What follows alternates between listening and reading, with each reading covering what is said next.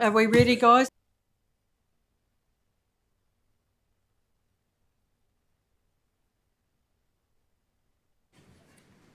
Thank you very much.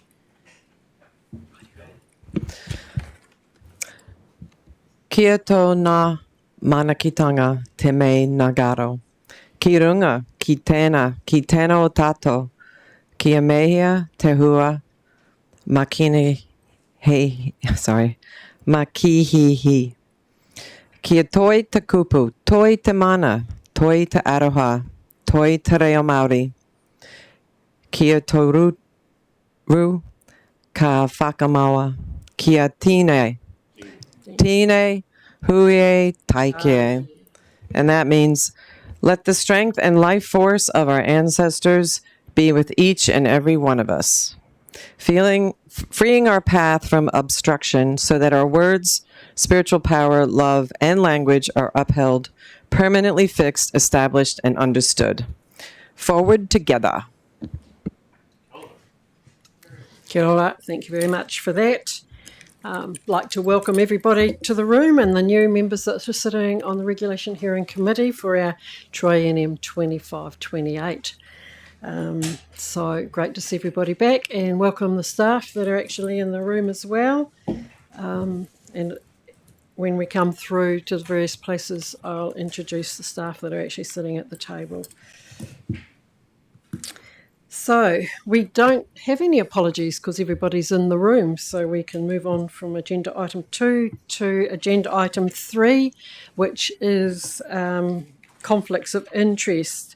Is there any conflicts of interest that people would like to declare for today? I just need to say their name and step back. Sarah, thank you. Sarah, Councillor Gerard and Councillor Davies. From items 7... You know, the wastewater Akaroa one? 7.2 that is, I think, isn't it? Akaroa? 7.2 and you're the same? Okay, 7.2. I think it's 7.2, yep. Yes, 7.2. Thank you very much. Public forums, deputations and petitions. We haven't received any. That's correct? No. Extraordinary and urgent business. Is there any extraordinary and urgent business? I haven't received any today. And we've received no notices of motion. Normally we'd also, in the report items, we would have an agenda that the minutes of the previous agenda we would be ratifying. Well, of course, they were ratified by the CE. So at the end of the triennium, so that is missing from today's agenda, which takes us to our report items for decision today. Just will now introduce the staff at the table. So we've got Brett Aldridge, our Director of Operations, sitting next to me. This is for the benefit of anybody watching online. At the end of the table we have Henry Winchester, who is, goodness me, Henry, our Consents Planning Manager, and alongside him, Alison Cooper, our Consents Coordinator, that will be speaking to this report. But also in the back of the room, we have Phil Burge, who's our Principal Consents Advisor, Jennifer Rochford, who's our Compliance Manager, and also we've got General Counsel Robin Fitchett sitting in the back of the room. So, with regard to 7.1, which is the first of our report items for decision today. I do take it that you've all read your papers. So we have a suite of consents here applied for by Christchurch City Council, and we're looking to recommend a hearing panel of 2 people. Now, this presumably was closed on Friday. Are we still looking at just one submitter? Or is there more? Perhaps you can answer that when I hand over. This was a publicly notified decision at the request of the applicant, and the staff have laid out the background of their recommended commissioners there, with the chairperson of Paul Rogers on 13 and 14, 15, and the panel member Gillian Cheetham, I think I'm saying that correctly, on 16 to 18. So is there anything you wish to open and address, and then we'll go to questions of clarity from members? Kia ora koutou, everyone. I just wanted to add, so submissions have closed and we've received 10, and the majority are in support and they are wishing to be heard, so therefore we'll need to progress to a hearing. Okay, does anybody have any questions of clarity of this paper? I think it's quite straightforward, but if there are any questions of clarity, now is the time to ask those of staff. Okay, if there isn't, we've got a recommendation up here on the board, and we'd be looking for a mover and a seconder for the recommendations here. I won't read the whole thing out in the interest of time. Yeah, I'll move. No, yes, you can. Yes, thank you, Andrea. Do we have a seconder? Seconder, Sarah. Any discussion? I don't think there's... Okay, Megan? I just have...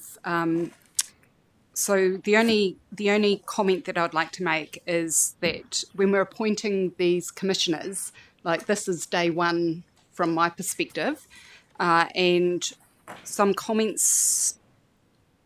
So what's really difficult to assess with commissioners and the hearing process is what we're doing to track and develop, I guess, quality assurance of the hearing process itself. And I would hope that all people that come into the hearing process, whether they're an applicant or a submitter, that somehow we're testing the quality of that experience for them. And I haven't seen any evidence of that. And it is the commissioners themselves that have the authority to run the hearing in the way that they want to run it. But the quality of the hearing is actually still our responsibility.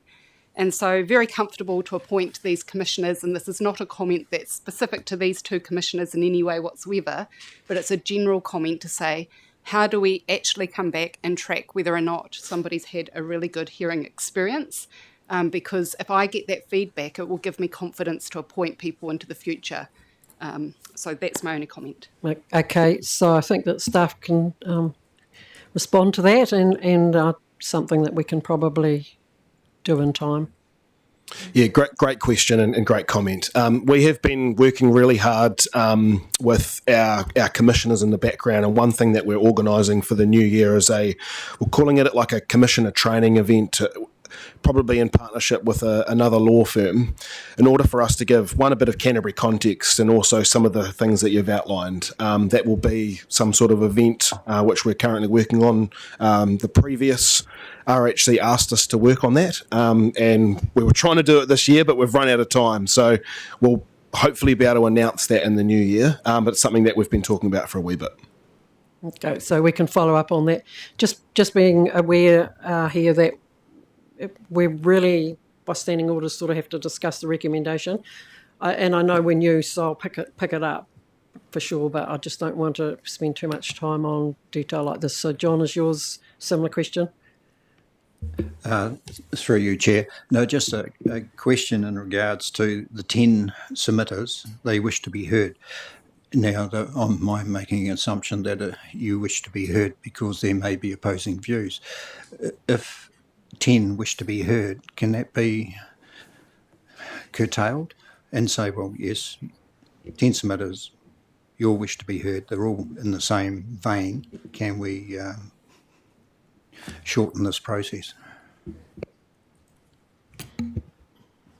If there are submitted, usually it's the applicant, if they see that everybody is in support, and there are only 4 submitters that actually wish to speak at a hearing, it would be the advantage of the applicant to go and approach every individual and see if they can get them to withdraw that right to be heard or withdraw their submission.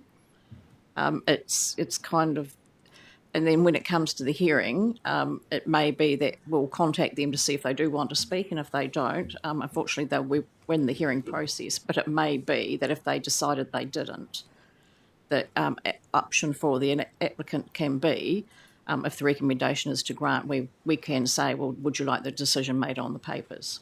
Which means then they wouldn't have to front up at the hearing as such. And that's the only sort of options, but really it's the applicant's responsibility, if you like, because we can't be seen to be changing a submitter's viewpoint. So it will be up to the applicant to try and do that persuasion, because it's their interest. Okay, thank you very much. So we've got a recommendation on the board. We've got a mover and a seconder. We'll go to the vote now. All those in favour say aye. Against? So that's carried. Thank you very much. Right, that takes us on to agenda item 7.2. This is the appointment of the hearing commissioner, a hearing commissioner for the Christchurch City Council applications. Now, this relates to the revocation of the current chair. I'm presuming he's still, I can safely say he's still current, David Caldwell, who's now been promoted to an environment hearing, is it court judge, is it? Sorry. I'm trying to flick through different pages here and worrying my computer's going to die on me. And we're looking to just move to a two-person panel and appoint Dean Crystal as the chairperson. There's quite a bit of history behind this consent, which everybody's read. Sorry. Okay. Thank you very much. So the information there, particularly paragraphs 5 and 6, are very important ones to understand, as well as 8 and 9. Now, I think there is probably quite a bit of clarity there. Does anybody have any questions of staff, or do you need to add anything? If there isn't, I think if everybody's happy with it, we've got a mover. Genevieve's going to move that. Councillor Robinson.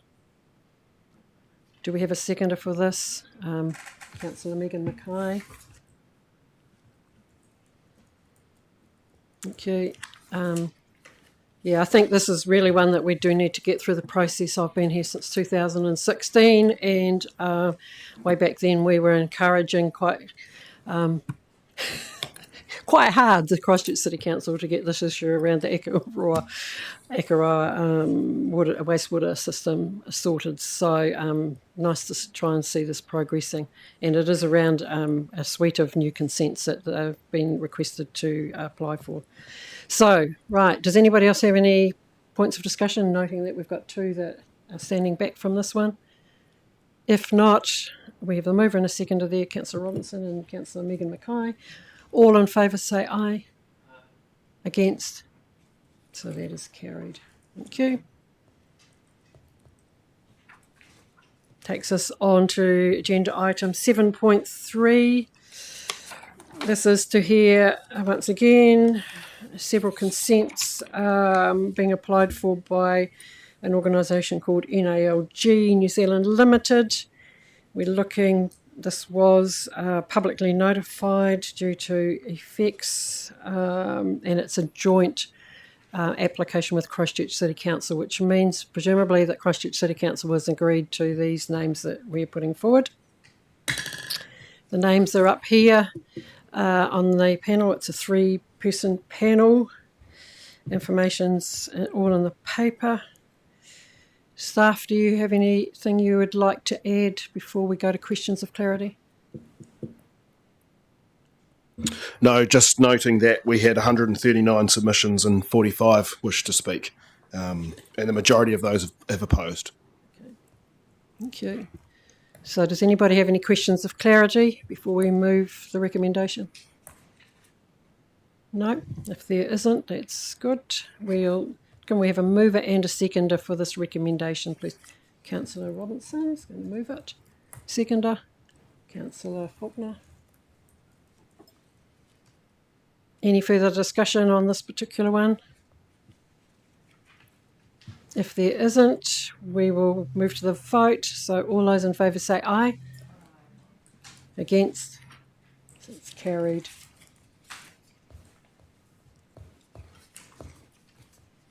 Right, that takes us on to agenda items, report items for information.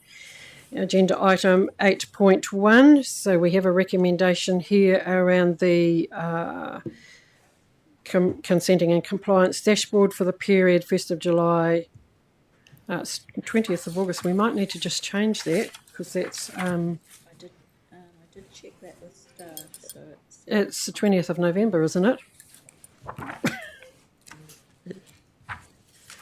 I'm sure I saw 20th of November somewhere. Can staff just agree to an approval to that recommendation, please? That's the 20th of November.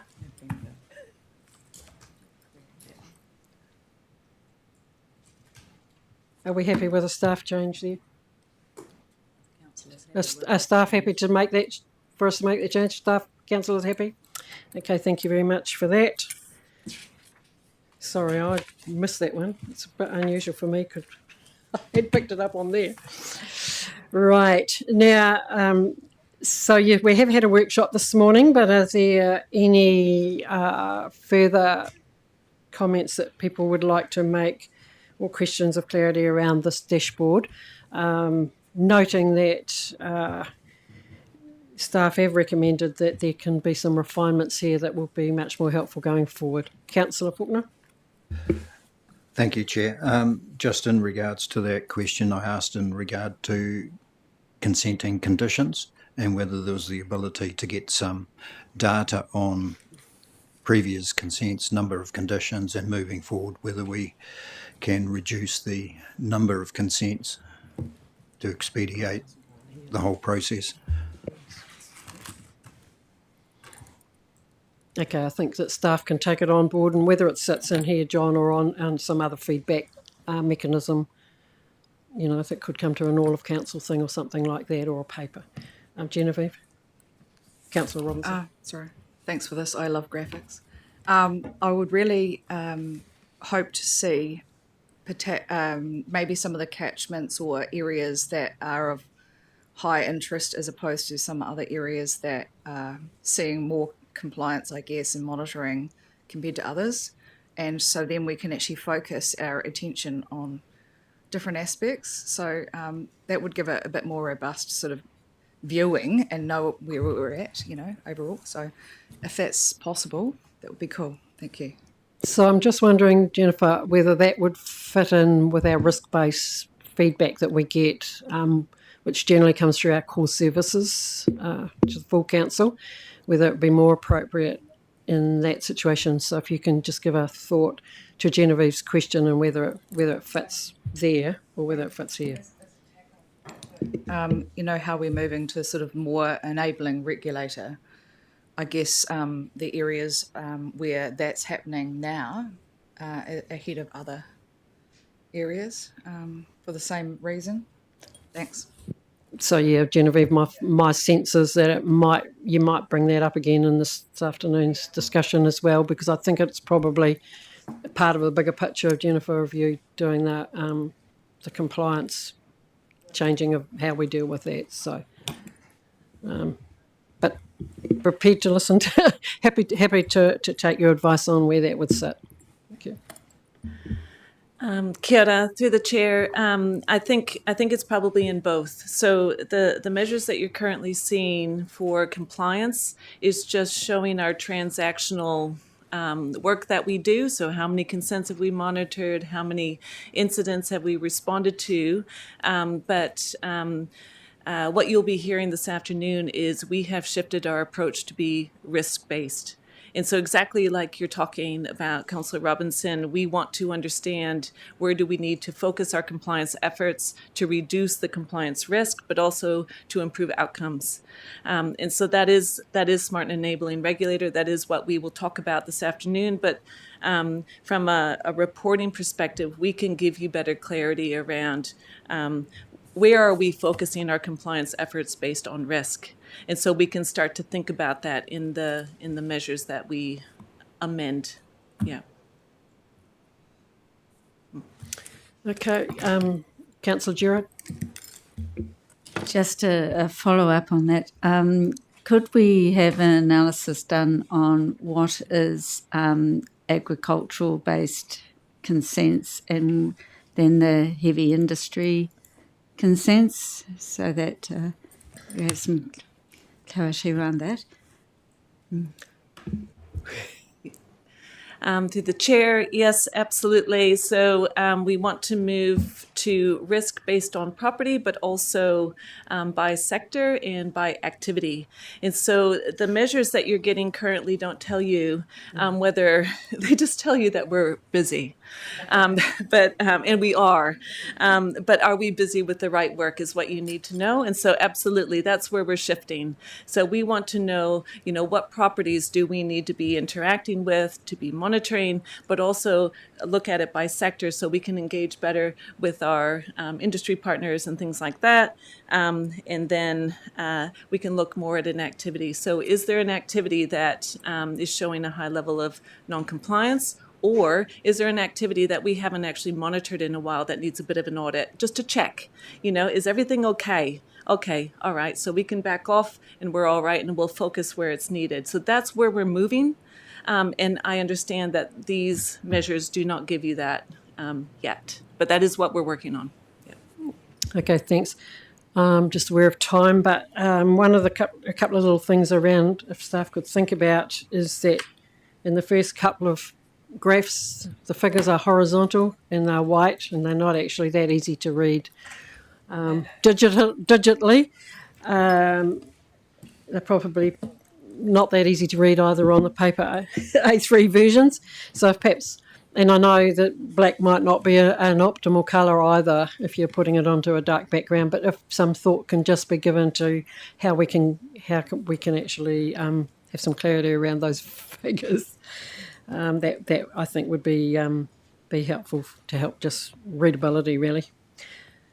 Okay, so this is obviously work in progress, but we'll see how much we can get done by 3 months' time. But yeah, we've got a recommendation here. If there's no further questions of clarity, you'll move by Councillor Davis, and Councillor Robinson's going to second it. Thank you. Any more discussion to be had? I think we've had a fairly good go. Oh, Nick? Yeah, so I've got a bunch of questions and suggestions around the hearing of the commissioner appointment process. Who would I email them to get them to staff? Me. Just to the chair? Ron and I. And the deputy chair? We'll forward them on. Okay, thank you. Thank you. Okay, so we've got a mover and a seconder. We'll have a vote on that. All those in favour say aye. Against? That's carried. Thank you very much. Right, then we go to 8.2. This is a regular report. This is on the hearing appointment and nomination status, and this is the updates of where everything's sitting at. And staff will update this for every meeting. So there's quite a bit of information there. I'm sure you probably haven't had time to go to all the links, but is there any questions of clarity for staff at the table around this particular paper?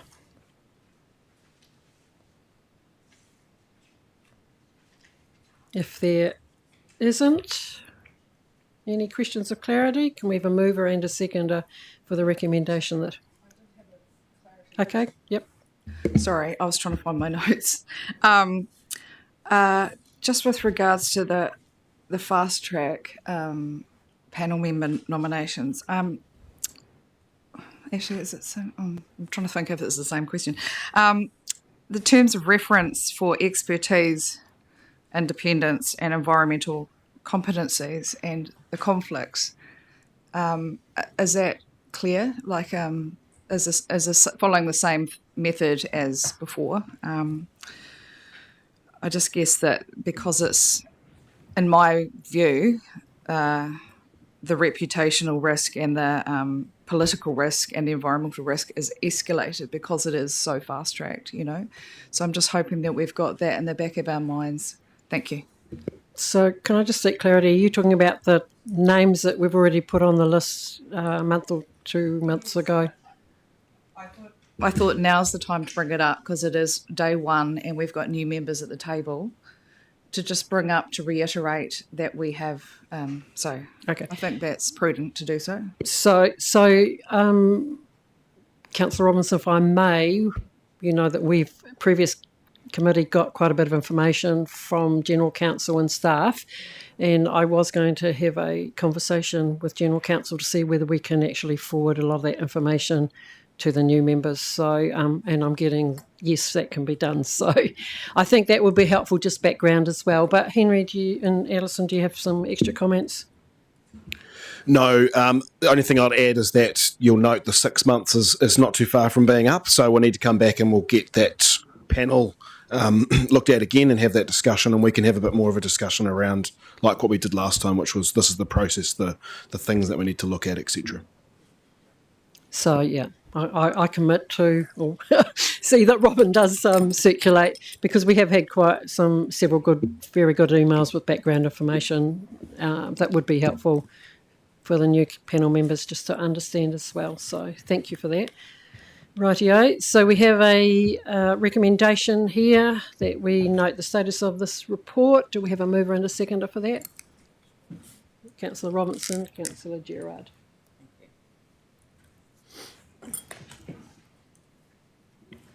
Any further discussion required on the report? Okay, thank you very much. So we'll go to the vote then. All those in favour say aye. Against. So that is carried. That takes us to our next meeting, and we'll be advised in due course, so just keep an eye on your calendars there. And we'll keep the Karakia open until later in the day. So that's how we normally do it if it's on council business. So thank you very much for attending. Thank you, staff, for your help and advice today. Thanks, members.